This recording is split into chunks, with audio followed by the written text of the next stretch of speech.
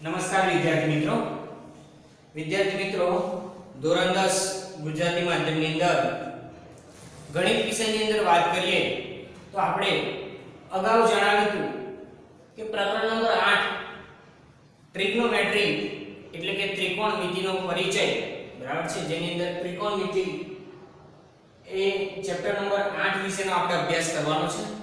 બહુ સરસ ચેપ્ટર, સૂત્રોને આધારિત અને ઝડપથી માર્ક્સ મેળવાય એવું ચેપ્ટર એ પણ જોઈએ કે માર્કિંગની દ્રષ્ટિએ આ ચેપ્ટરના માર્ક્સ વધુ છે। તમે જોજો એપ્રોક્સિમેટલી 10 માર્ક્સ 8 to 10 માર્ક્સ આ ચેપ્ટર કવર કરે છે, બરાબર છે। તો ખાસ સૂત્રો તૈયાર કરશું તો આપણને ઝડપથી સરળતા રહેશે। સમજીએ કે ત્રિકોણમિતિ, તમે જુઓ આ ત્રિકોણમિતિ શું છે। તો સૌપ્રથમ વાત કરું તો ત્રિકોણમિતિને અંગ્રેજીમાં ટ્રિગ્નોમેટ્રી કહેવામાં આવે છે। આ ટ્રિગ્નોમેટ્રીનો અર્થ પછી સમજશું, એના પહેલા તમને કહું કે આ ત્રિકોણમિતિ one of the branch of mathematics, ગણિતની એક શાખા છે। જેમ કે ઝાડ હોય, કોઈ વૃક્ષ હોય, એની જુદી જુદી ડાળીઓ હોય, એવી રીતે આ ગણિતની અંદર ત્રિકોણમિતિ એક એની વિષય છે, એની બ્રાન્ચ છે, એટલે કે એની એક શાખા છે। તમે જોઈ શકો છો આંકડાશાસ્ત્ર જે આપણે ભણ્યા એવી રીતે એ આંકડાશાસ્ત્ર પણ આ ગણિતની એક શાખા છે। એવી રીતે એક ગ્રાફ થિયરી તરીકે વિષય આવે છે, બરાબર છે। એ પણ જુદા જુદા આ ગણિતના એક વિભાગો છે। તમે ઉચ્ચ અભ્યાસ કરો તો તમને ખ્યાલ આવે કે અલગ અલગ વિભાગોની અંદર આ ગણિત વિષયને વહેંચી દીધેલો છે। આપણે જે અભ્યાસ કરીએ છીએ એ જનરલી અંકગણિત, બીજગણિત, ભૂમિતિ એવી રીતના સમજીએ છીએ। એની અંદર પણ અલગ અલગ પ્રકરણોને આપણે સમજીએ છીએ, પરંતુ આપણે અહીંયા ત્રણ વિષય તરીકે સીમિત રાખીએ છીએ, અંકગણિત, બીજગણિત કે ભૂમિતિ। પણ આવી જુદી જુદી શાખાઓ તરીકે ગણિત એક વિસ્તૃત વિષય છે। કોઈ ઉચ્ચ અભ્યાસ કર્યો હોય, જે મેથ્સ ઉપર ઘણા આગળ સુધી અભ્યાસ કર્યો હોય, એ લોકોને તમે પૂછો તો તમને વિસ્તૃતથી કહેશે કે મેથ્સ એ બહુ જ વિશાળ સબ્જેક્ટ છે, બહુ ઊંડાણપૂર્વક સમજવા જેવો સબ્જેક્ટ છે। એવું નથી કે એની અંદર જનરલી દાખલા તૈયાર કરો અને એક્ઝામમાં લખો, એવું નથી। તો આપણે આ ગણિતના એક ભાગ તરીકે ત્રિકોણમિતિ પ્રકરણને અહીંયા ચેપ્ટર નંબર 8 ની અંદર લઈએ તો ત્રિકોણમિતિનો અર્થ શું? તો ત્રિકોણમિતિનો અર્થ એના અંગ્રેજી નામ પરથી આપણે જોઈએ તો પહેલું છે ટ્રાય, T R I, બરાબર છે, T R I। આ ટ્રાય એટલે ત્રણ। જેમ અહીંયા મોસ્ટલી આ ત્રિકોણમિતિ ત્રિકોણ પરથી સમજવાનું હોય છે, અને એમાં પણ આપણે પ્રકરણની અંદર વાત કરી છે કે કાટકોણ ત્રિકોણને અનુલક્ષીને આ ચેપ્ટર વધુ પડતું સમજાય છે, બરાબર છે। અને નામ પણ જો ત્રિકોણમિતિ એટલે આ ત્રિકોણને આધારિત આખું વિસ્તૃત રીતે અભ્યાસ કરવાનો હોય। સૌપ્રથમ ટ્રાય, તમે જોઈ શકો છો T R I, ટ્રાય એટલે ત્રણ। બીજો શબ્દ છે ગોન, બરાબર છે, ગોન એટલે બાજુ। જનરલી આપણે બાજુને સાઈડ એમ કહેતા હોય, S I D E, side એટલે બાજુ, એ પણ બરાબર છે, પણ અહીંયા ગોનનો અર્થ થાય છે બાજુ। વિદ્યાર્થી મિત્રો, આ ત્રિકોણમિતિ જે ટ્રિગ્નોમેટ્રી શબ્દ આપ્યો છે એ ગ્રીક શબ્દ છે, કયો છે? ગ્રીક ભાષાનો શબ્દ છે, અને એના આધારે આ નામના અર્થ આપણે સમજાવીએ છીએ। તો ટ્રાયનો મીનિંગ થાય ત્રણ, ગોન એટલે બાજુ, અને ત્રીજો શબ્દ છે, ભલે અહીંયા મેટ્રી શબ્દ છે પણ ત્રીજો શબ્દ થાય મેટ્રોન, બરાબર છે। આ મેટ્રોન એટલે માપવું, કહેતા કે માપ, બરાબર છે। તો જનરલી ત્રણ, બાજુ અને માપ, એના પરથી ખબર પડે કે આ પ્રકરણની અંદર આપણને ત્રિકોણ વિશેનો અભ્યાસ હશે, બરાબર છે। બહુકોણની અંદર ત્રણ બાજુઓ કોની હોય તો એ બહુકોણને કહેવાય ત્રિકોણ। તો આ પ્રકરણની અંદર આપણે ત્રિકોણને આધારિત અને એમાં પણ કાટકોણ ત્રિકોણને આધારિત આ વિસ્તૃત પ્રકરણ આપણે સમજવાનું છે। અહીંયા તમને બિલકુલ બેઝિક માહિતી આપેલી છે, મૂળભૂત કેટલા કે પાયાની માહિતી આ ત્રિકોણમિતિની અંદર સમાવેશ કરેલો છે. આ ત્રિકોણમિતિ પણ બહુ જ વિસ્તૃત વિષય છે. ગણિતની ભલે એક શાખા હોય પણ એને વિષય તરીકે જે લોકો અભ્યાસ કરે છે એમને પૂછો તો બહુ જ વિસ્તૃત તરીકે ફેલાયેલો છે. આના બહુ બધા આપણા રિયલ લાઈફમાં પણ ઉપયોગો છે. કોઈ પણ વસ્તુ જ્યારે તમે શીખો તો એનો ઉપયોગ શું છે, એનો બેનિફિટ શું છે એ ખાસ સમજવાનું.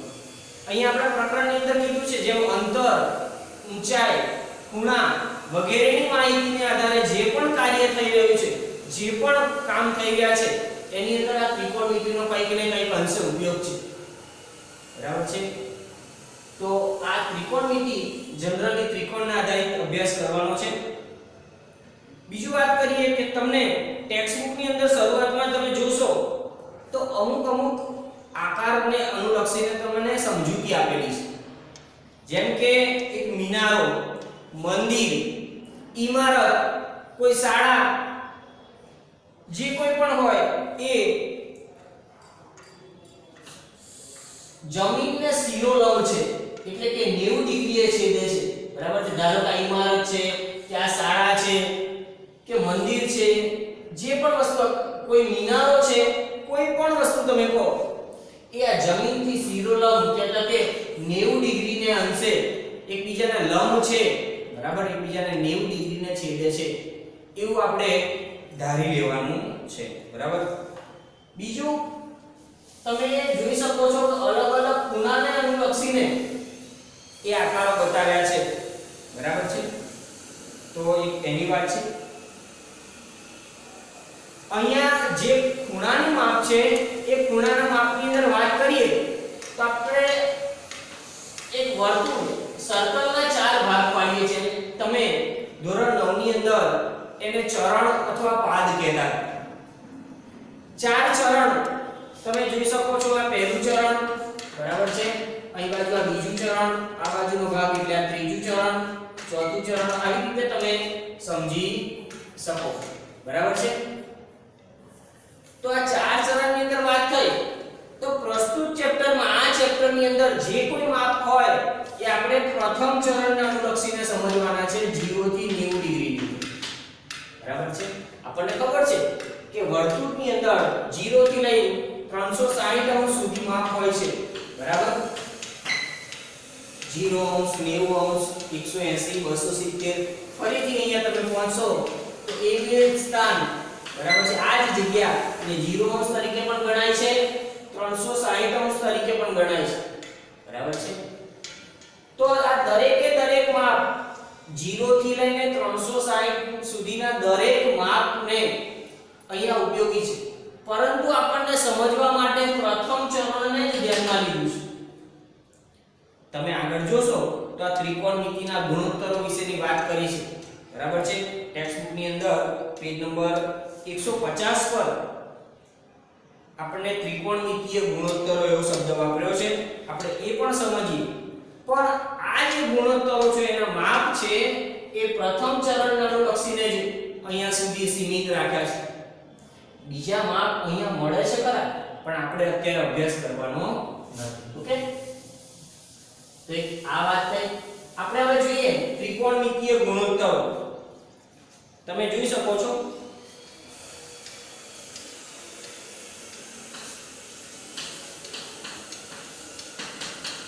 ત્રિકોણમિતિય ગુણોત્તરોની અંદર વાત કરી. કેમ કે આ ચેપ્ટરની અંદર તમે જોઈ શકો છો આ ગુણોત્તરોને અનુલક્ષીને પૂરેપૂરું ચેપ્ટર બનેલું છે. તમે ચેપ્ટરને પેજ ફેરવીને તમે જોશો તો sin, cos, tan, cosec, sec, cot આવા જુદા જુદા શબ્દો વાપરેલા છે. આ શું છે તો કે ગુણોત્તરો છે. પહેલા ગુણોત્તર એટલે સમજીએ. આપણે અગાઉ સમજ્યા છે ગુણોત્તર એટલે શું તો કે અંશ અને છેદ હોય. બરાબર છે? અંશ અને છેદ.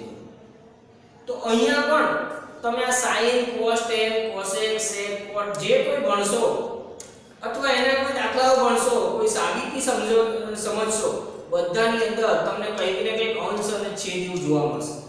એટલા માટે અહીંયા શબ્દ આપ્યો છે આ ત્રિકોણમિતીય ગુણોત્તરો.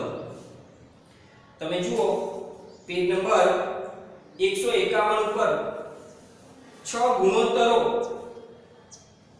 દર્શાવ્યા છે. સૌપ્રથમ વાત કરીએ તો sin, બરાબર છે. બીજું છે cosine અને ત્રીજું છે tangent, બરાબર છે. sin, cosine અને tangent. સ્પષ્ટ દેખાય એટલા માટે આપણે લખીએ, બરાબર. આ મૂળભૂત ગુણોત્તરો તરીકે સમજીએ. આને અનુલક્ષીને આગળ વ્યસ્ત બાકીના 3 ગુણોત્તરો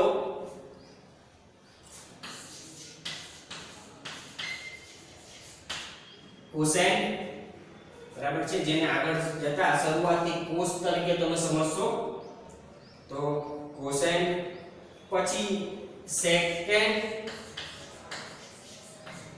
બરાબર છે, શું કહેવાય secant. અહીંયા cos તો cosine, પછી secant અને ત્રીજું છે cotangent,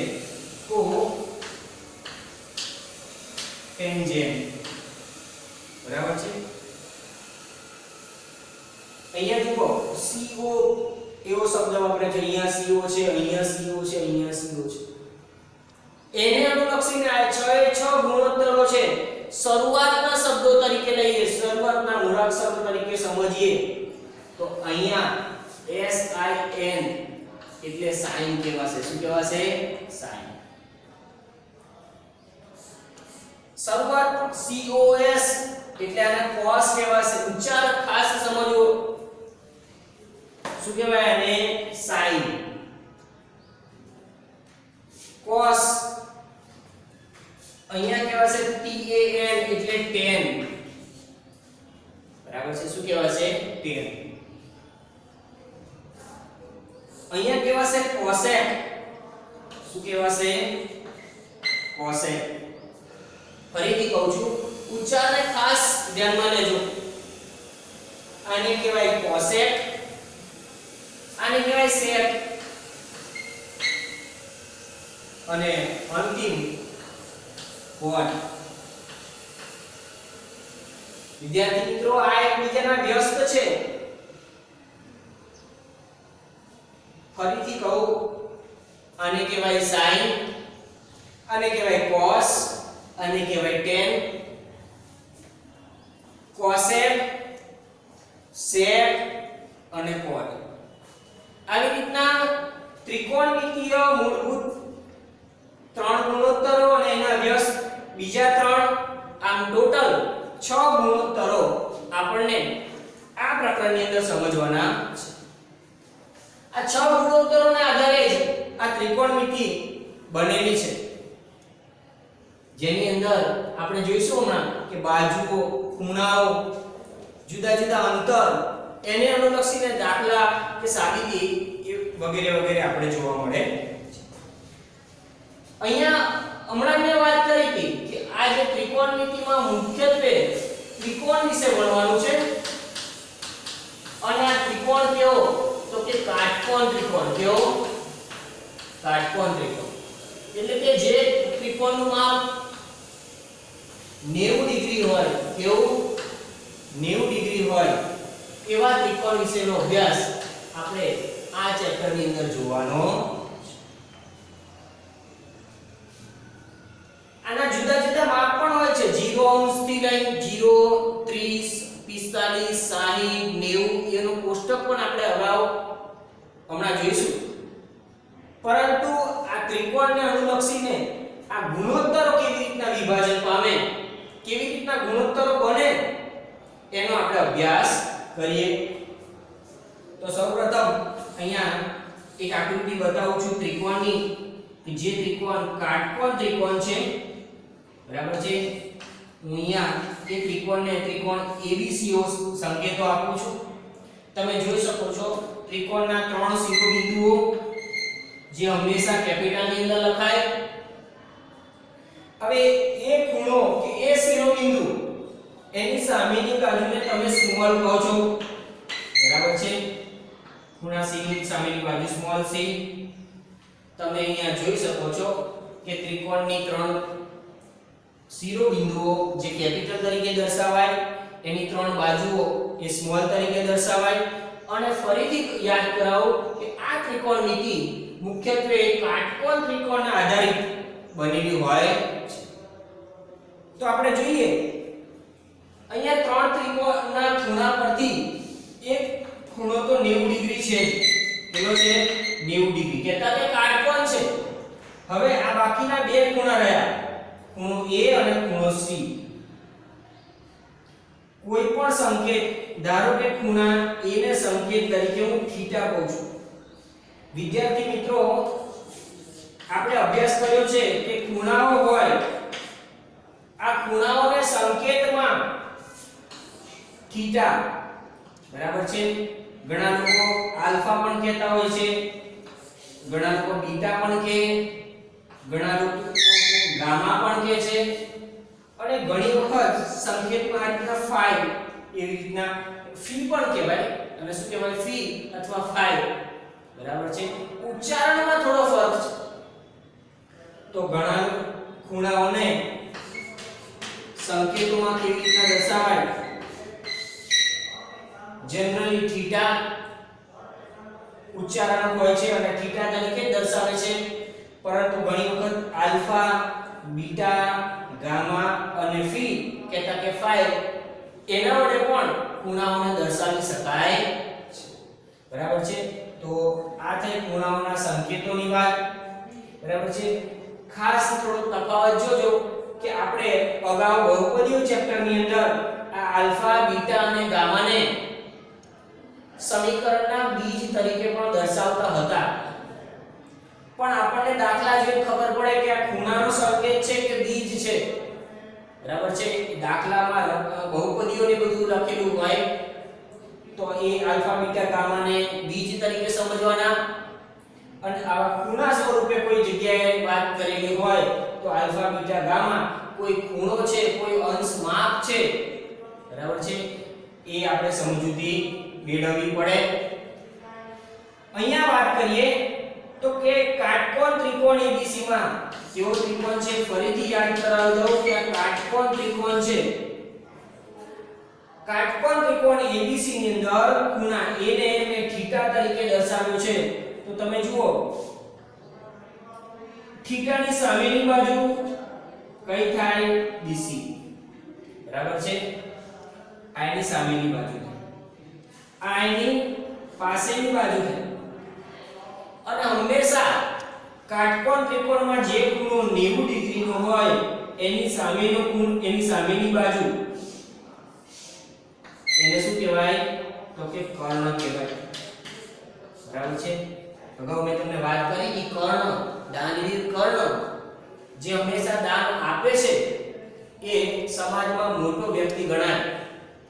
એમ એવી રીતના ત્રિકોણની અંદર પણ જે બાજુ મોટી છે, જે 90 ડિગ્રીની સામેની બાજુ છે, એ બાજુને કર્ણ ગણવામાં આવે છે. તો આ થીટાની થઈ સામેની બાજુ, આ થીટાની પાસેની બાજુ, બરાબર છે? તો અહીંયા ફક્ત સમજવા માટે આપણે લખીએ સામેની બાજુ એટલે હું સાબા લખું છું. સાબા તરીકે શું લખાય? બાજુ BC, જેને સ્મોલ a વડે ગણાય છે. પાસેની બાજુ એટલે પાવા, તમે જોઈ શકો છો AB એની પાસેની બાજુ છે, જેને સ્મોલ c વડે દર્શાવવામાં આવે છે. અને કર્ણ ત્રીજી બાજુ કઈ છે? કર્ણ જે AC તરીકે દર્શાવ્યા છે, એને સ્મોલ b એવો સંકેત આપ્યો છે. તો આ સ્મોલ a, b અને c કેવી બાજુઓ છે, કયા સંકેતો છે, તમે સ્પષ્ટ રીતે જોઈ શકો છો. બિલકુલ બેઝિક વસ્તુ છે કે કાટકોણ ત્રિકોણમાં જો તમે આ કાટખૂણો કોઈ ખૂણો તરીકે લો, આપણને આનું માપ ખબર નથી, કોઈ પણ ખૂણો, એને સંકેતમાં થીટા મે નામ આપ્યું છે. તો આ થીટાની સામેની બાજુ થઈ, આ થીટાની પાસેની બાજુ થઈ, અને 90 ડિગ્રીનું માપ હોય, 90 જે ખૂણો હોય એની સામેની બાજુ એટલે કર્ણ, બરાબર છે? તો વિદ્યાર્થી મિત્રો આ સામેની બાજુ, પાસેની બાજુ અને કર્ણ વિશેની વાત. હવે આપણે આ ગુણોત્તરો પર આવીએ, બરાબર છે? આ ગુણોત્તરો સમજવા માટે આ વસ્તુનો ખાસ જરૂર પડે, એટલા માટે એની આપણે સૌપ્રથમ ચર્ચા કરી. હવે ગુણોત્તર વિશે વાત કરીએ. અહીંયા થીટાને મેં ખૂણા a તરીકે લખ્યો છે અને ખૂણા a ને તમે ખૂણો BAC અથવા CAB કોઈ પણ કહી શકો. ખૂણો BAC અથવા ખૂણો CAB કોઈ પણ રીતે કહી શકાય, બરાબર છે? જે આ માહિતી લખીએ છીએ એ આપણે બેઝિક રીતે આગળ સમજીએ છીએ કે ખૂણો A એટલે BAC તમે જોઈ શકો છો કે મધ્યમાં છે. એવી જ રીતે CAB એમ પણ કહી શકાય, બરાબર છે? તો આ એક જનરલી વાત થઈ કે થીટા એટલે કે ખૂણો A આકૃતિમાં તમે જુઓ તો BAC અથવા CAB કોઈ પણ કહી શકે. વિદ્યાર્થી મિત્રો એવું જરૂરી નથી કે ખૂણો મેં અહીંયા થીટા રીતે દર્શાવ્યો. જો તમે ખૂણો અહીંયા દર્શાવો, C ની જગ્યાએ ખૂણો દર્શાવો તો આ એની સામેની બાજુ થાય. જો અહીંયા થીટા બતાવો તો આ એની સામેની બાજુ AB, આ એની પાસેની બાજુ BC અને કર્ણ તો એઝ ઇટ ઇઝ એટલે કે AC એ એનો કર્ણ રહે, બરાબર છે? તો એક આ વાત થઈ. હવે આપણે ત્રિકોણમિતિય ગુણોત્તરો વિશે લખાણ લખીએ. તમે જુઓ પેજ નંબર 151 પર આપેલું છે. સૌપ્રથમ વાત કરું છું હું sin વિશે, બરાબર છે? sin થીટા અથવા તમે sin A પણ લખી શકો. sin એટલે શું? તો કે sin એટલે સામેની બાજુ છેદમાં કર્ણ. શું છે? sin એટલે સામેની બાજુ છેદમાં કર્ણ. તમે જુઓ થીટાની સામેની બાજુ તરીકે શું બતાવ્યું છે? BC. BC એટલે કે સ્મોલ a. તો અહીંયા લખીએ BC અને કર્ણ શું છે? AC. BC એટલે સ્મોલ a અને AC એટલે સ્મોલ b. આ વાત થઈ sin થીટાની. બીજો ગુણોત્તર cos અને ખૂણો એટલે કે થીટા. તો cos થીટા એટલે પાસેની બાજુ છેદમાં કર્ણ. આકૃતિની અંદર જુઓ પાસેની બાજુ શું છે? તો કે થીટાની પાસેની બાજુ AB છે અને કર્ણ AC છે. AB ને સ્મોલ c અને કર્ણ સ્મોલ b તરીકે દર્શાવાય એટલે cos b, બરાબર છે? cos થીટા એટલે c/b અથવા પાસેની બાજુ છેદમાં કર્ણ. આ સૂત્ર છે અને સૂત્રને અનુલક્ષીને આ લખાણ આપણને દર્શાવ્યું છે. ત્રીજો ગુણોત્તર છે tan. અહીંયા હું લખું tan થીટા, બરાબર છે? જેને ટેન્જેન્ટ કહેવામાં આવે છે. તો tan થીટા એટલે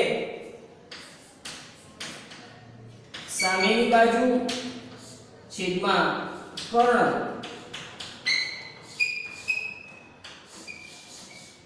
અને પાસેની બાજુ છેદમાં કર્ણ. sin અને cos નો વ્યસ્ત છે. આ ઉપરનું લખ્યું છે આપણે શું છે? તો કે sin થીટા છે અને નીચેનું લખ્યું છે શું છે? તો કે cos થીટા છે. તો આ tan એ sin upon cos છે. તમે જો આ sin નું સૂત્ર છે, આ cos નું છે. આ કર્ણનો કેન્સલ કરું તો સામેની બાજુ છેદમાં પાસેની બાજુ. તો tan નું સૂત્ર શું થાય? સામેની બાજુ છેદમાં પાસેની. તમે અહીંયા જુઓ સામેની બાજુ તરીકે સ્મોલ a અથવા BC અને પાસેની બાજુ AB small a upon small c. તો આ વાત થઈ tan ની. tan નું સૂત્ર છે sin upon cos, કહેતા કે સામેની બાજુ છેદમાં પાસેની બાજુ. કિંમતો મૂકી તો આ આપણને જોવા મળે છે tan θ.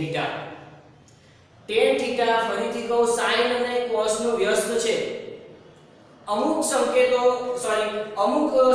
એવું હોય, ધારો કે એનો વ્યસ્ત ના હોય તો આપણે વ્યસ્તની અંદર છેદની અંદર ભાગાકારમાં 1 મૂકીએ છીએ.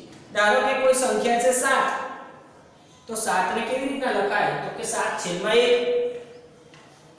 ધારો કે 12, તો 12 ને કેવી રીતના લખાય તો 12/1. બરાબર. આપણે એવી સંખ્યાને અંશ અને છેદમાં ફેરવી દેવાના હોય.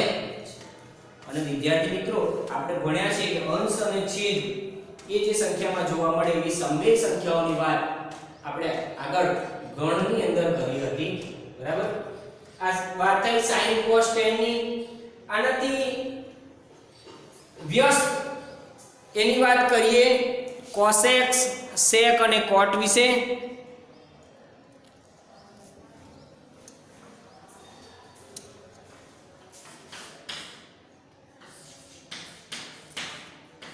cosec theta એટલે શું તો કે આનું ઉલટું, કર્ણ છેદમાં સામેની બાજુ.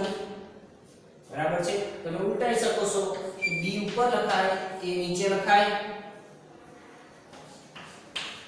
એના પછીનું વિધેય છે ગુણોત્તર છે sec theta. તો sec theta એટલે શું? જે cos નો વ્યસ્ત કર્ણ છેદમાં પાસેની બાજુ, કર્ણ છેદમાં પાસેની બાજુ. કર્ણને આપણે સ્મોલ b અને પાસેની બાજુ સ્મોલ c તરીકે દર્શાવી શકીએ છીએ.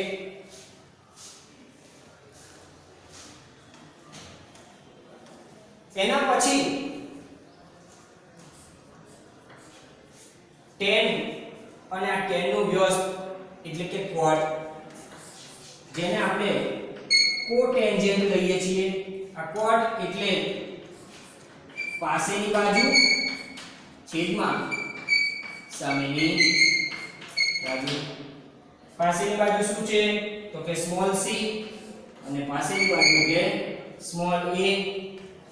તો તમે જોઈ શકો છો કે જ્યાં sin cos અને tan ના સૂત્રો છે એના જે ગુણોત્તરો છે એના કરતા બિલકુલ વ્યસ્ત ઉલટાવી દો તો તમને cosec sec અને cot, બરાબર છે, cosec sec અને cot આપણને મળે. ખૂણો તેનો એ છે થીટા, જે આપણે ખૂણો a તરીકે લીધો હતો. બરાબર છે. જે થીટાની વાત કરતા હતા, જે ખૂણા a ની વાત કરતા હતા, અથવા ખૂણો BAC અથવા CAB, જે પણ તમે કહો એ ચાલે, પરંતુ એ વધુ પડતું લખાણ લખવાની બદલે અહીંયા થીટા અથવા ખૂણાનો સંકેત દર્શાવવામાં આવે છે. આપણે અગાઉ પણ શીખ્યા છે, ધારો કે મારે sin થીટા ની જગ્યાએ sin a એવું લખવું હોય તો આવી રીતના લખાય sin a. આ a ની પાસે ખૂણાનો સંકેત આવી રીતને આમ કરીને દર્શાવવાની જરૂર નથી.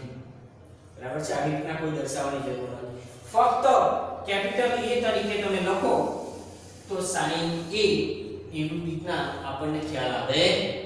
તો વિદ્યાર્થી મિત્રો, આ વાત થઈ ત્રિકોણમિતીય ગુણોત્તરોની. આ ત્રિકોણમિતીય ગુણોત્તરોને આગળ આપણે એને કેવી રીતના સંખ્યાઓ મળે છે, જે 0, 30, 60, 45, 90 જુદી જુદી જો પ્રથમ ચરણની અંદર વાત છે એના વિશેનો અભ્યાસ કરીશું, એના દાખલા વિશેનો અભ્યાસ કરીશું. બરાબર છે. અને બીજી વધુ પડતી વાત આપણે નેક્સ્ટ વિડિયોમાં કરશું. સરસ સમજાયું ચેપ્ટર. બહુ જ સરળતાથી થોડા સૂત્રો એટલા ધ્યાનમાં લેવાના છે. બરાબર. અને એટલા માટે જ આ વધુ પડતું માર્ક્સ ખેંચી લાવે એવું ચેપ્ટર છે. આપણી પાસે અત્યારે વેકેશન પછી સમય છે અને આ ચેપ્ટરને ધીમે ધીમે તમે તૈયારી કરશો તો સંપૂર્ણ ચેપ્ટર આપણે સરસ રીતે તૈયાર થઈ જશે. અને એમાં પણ આપણને અમુક વસ્તુઓને બાદ કરવાનું છે, પણ ફરીથી કહું કે એને તમે થોડું રિવાઇઝ કરી લેજો, એને એક વખત જોઈ લેજો, જેથી કરીને એના લીધે આપણને બીજી જગ્યાએ પણ ઝડપથી ખ્યાલ આવે. ઓકે, તો આના પછીની વાત આપણે નેક્સ્ટ વિડીયોમાં કરશું. Okay, thank you.